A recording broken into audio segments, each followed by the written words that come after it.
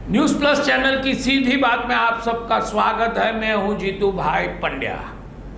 मेरा एक छोटा दोस्त है, उम्र में बहुत छोटा है मगर दोस्ती है, अजीज दोस्त है। उसकी बेटी का इंग्लिश मीडियम स्कूल में 3-4 महीने पहले एडमिशन करवा लिया गया है। अब उनकी पत्नी जो है, मेरी भाभी जो है, वो चाहती है कि वो बच्ची को इंग्लिश मीडियम स्कूल से उठा के गुजराती मीडियम की स्कूल में मातृभाषा में शिक्षण दिया जाए। मेरे दोस्त चाहते हैं कि वो बड़ी अच्छी इंग्लिश मीडियम स्कूल में पढ़े ताकि आगे जाके उनको उनकी तरक्की हो सके। अब पत्नी जो है वो कह रही है कि मैं इंग्लिश अच्छा नहीं जानती हूँ, मैं उसे नहीं पढ़ा पाऊंगी। मैं गुजराती में उसे 10वीं तक पढ़ा सकती हूँ, इंग्लिश मीडियम में नहीं पढ़ा पाऊंगी। दोस्त कह रहे हैं कि तू पढ़ा भी क्या पाएगी, 10वीं की बात छोड़, गुजराती मीडियम में भी तू 3री-4थी कक्षा में नहीं पढ़ा पाएगी, तो टीचर रखने हैं, ट्यूशन रखने हैं और इंग्लिश मीडियम में ही पढ़ाना है। बड़ा प्यारा झगड़ा चल रहा है। माँ चाहती है बच्ची जो है वो गुजराती मीडियम में पढ़े, पिताजी चाहते हैं वो इंग्लिश मीडियम में पढ़े। बड़ी बहस छिड़ी है पूरे देश में। सब चाहते हैं कि सबके बच्चे, चाहे वो छोटा सा आदमी क्यों ना हो, वो चाहता है कि उनका बच्चा इंग्लिश मीडियम में पढ़े, मातृभाषा में न पढ़े, गुजराती हिंदी में न पढ़े। माँ बाप समझने लगे हैं कि मातृभाषा में पढ़ने वाले बच्चे हैं वो पिछड़ जाते हैं। दुनिया में जो रेस चल रही है, जो भागा दौड़ी चल रही है, वो उसमें वो पीछे रह जाएंगे। ये बात गलत है। भाभी जी सही है जो कहती है कि बच्चा मातृभाषा में पढ़े। मैं भी चाहता हूं कि बच्चे मातृभाषा में पढ़े, क्योंकि सबसे पहली बात तो ये है कि जब आप इंग्लिश मीडियम स्कूल में भेजते हो तो यहाँ ये बात भी समझ ली जाए कि इंग्लिश मीडियम स्कूल 2 प्रकार की है।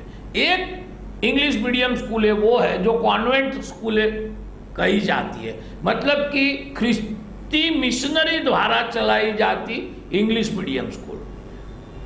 बात बिल्कुल साफ है। वो चाहते हैं कि भारत के जो बच्चे हैं वो बचपन से ही इंग्लिश मीडियम में भी पढ़े और साथ में ख्रिस्ती माहौल में भी पढ़े। तो गुजरात में या भारत में जितने ख्रिस्ती बच्चे हैं उनके लिए कॉन्वेंट स्कूलें बनती तो बहुत कम बनती। इतनी सारी कॉन्वेंट स्कूलें बनाई जाती है।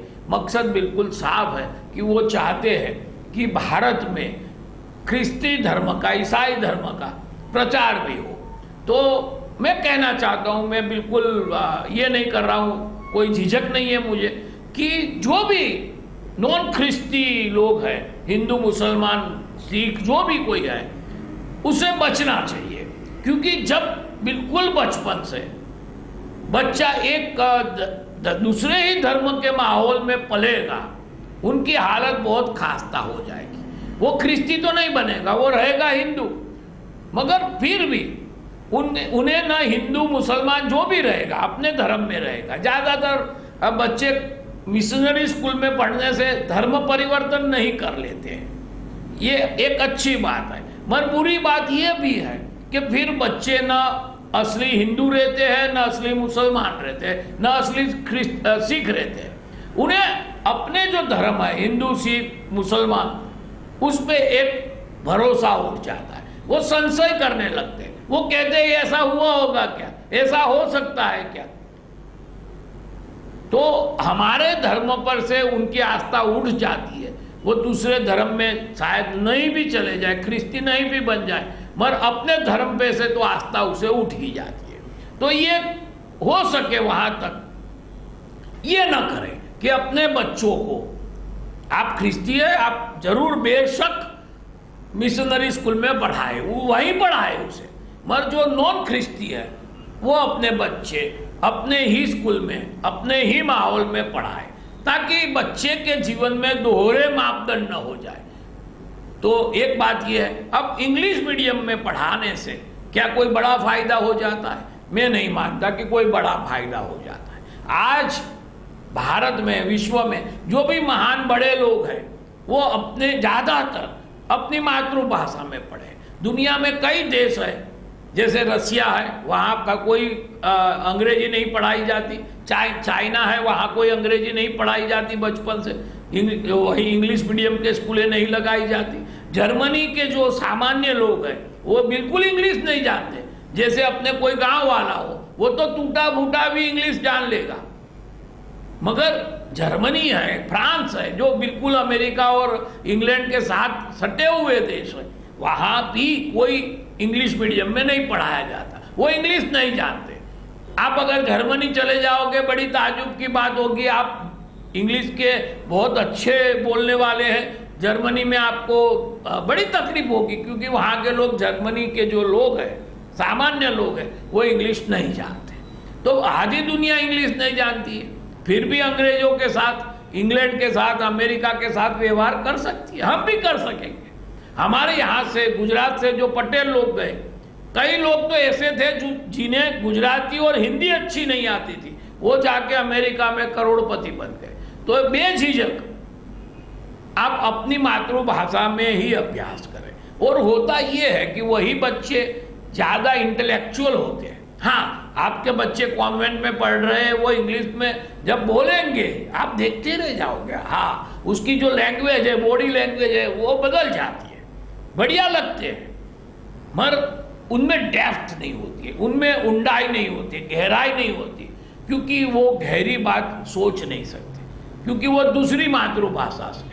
बच्चा जब पैदा होता है तब से आवाज़ें सुनता है, घर में जो भाषा बोली जाती है, गुजराती, हिंदी, उर्दू, फारसी, वो भाषा वो पकड़ना शुरू कर देता है। वो 5 साल का होता है, वहाँ तक उनमें उनका जो मस्तिष्क है, उनका जो मन है, उसमें एक तैयारी हो चुकी है मातृभाषा में पूरे जगत को समझने की। और फिर आप उसे एक दूसरी भाषा में पढ़ाना शुरू करते हैं, उनकी जिंदगी में बड़ी उलझनें पैदा हो जाती। आप घर में कहोगे कि कोई एक चीज को एक नाम से बुलाओगे, आप कहोगे आलू, और वो स्कूल में जाके उसे कहा जाएगा कि ये पोटैटो है। अब आलू पोटैटो हो जाता है, बच्चा बड़ी दिक्कत में आ जाता है। तो इंग्लिश मीडियम से अच्छा है कि आप अपनी मातृभाषा में बच्चों को पढ़ाएं, उसे बड़ी सहूलियत होगी। और एक थॉट प्रोसेस भी समझ लें कि हम कैसे विचार करते हैं। तो हमारे जो विचार है वो अपनी मातृभाषा में ही आते हैं। चाहे आप कोई भी मीडियम में पढ़ाई कर लो, कितने ही साल पढ़ लो, आपका जो स्ट्रक्चर है, जो बचपन में तैयार हुआ है, वो मातृभाषा का है। तो आपका जो थॉट प्रोसेस है वो हमेशा मातृभाषा में सोचता है। तो होता क्या है, जब आप जवाब लिखते हो एग्जाम के, तो पहले आप अपनी मातृभाषा में सोचोगे, फिर आपके पास इंग्लिश का जो नॉलेज है उसे लेके उसे ट्रांसलेट करके आप लिखते हो। तो थॉट प्रोसेस मातृभाषा में चलता है और लिखाई है वो इंग्लिश में चलती है। ये होना ही है, आप नहीं बदल सकते। थॉट प्रोसेस आप मातृभाषा में ही रहेगा, ये बात पक्की समझ के चले। तो हो सके वहां तक बच्चों को अपनी मातृभाषा में पढ़ाए, अपने धर्म की स्कूल में पढ़ाए, तो बच्चे का भला है और आपका भी भला है। तो मैं अपनी मित्र की पत्नी के साथ सहमत हूँ कि उसे गुजराती मीडियम में पढ़ाना चाहिए। मैंने अपने दोस्त से बात भी की कि वो सही कह रही है कि बच्चा गुजराती मीडियम में अच्छा पढ़ेगा, कोई दिक्कत नहीं आएगी। और मैंने उनको भी कहा कि हम दोनों गुजराती मीडियम में पढ़े थे। हाँ, फिर हमारी यूनिवर्सिटी इंग्लिश मीडियम थी, हम वहाँ इंग्लिश मीडियम में भी पढ़े, तो कोई दिक्कत नहीं हुई। हम गुजराती मीडियम में पढ़ने वाले जो थे वही बड़ी ऊंची रैंक लाते थे कॉलेज में।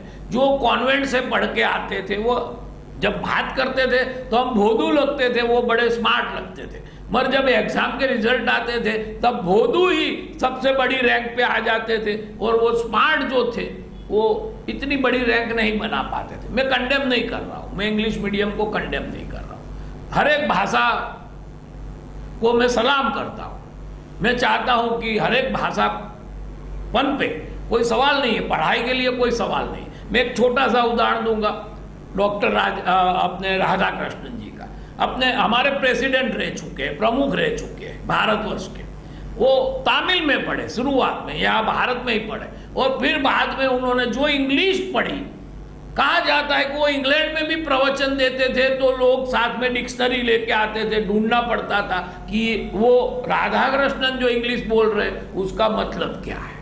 तो पढ़ा जा सकता है, इंग्लिश भी बढ़िया पढ़ सकते हैं, मगर शुरुआत की जो पढ़ाई है, प्राथमिक शिक्षा जो है, माध्यमिक शिक्षा है, वो अपने मातृभाषा में ही हो तो उससे अच्छी कोई बात नहीं। तो आज सीधी बात में बस सिर्फ इतना ही, कल हम फिर मिलेंगे।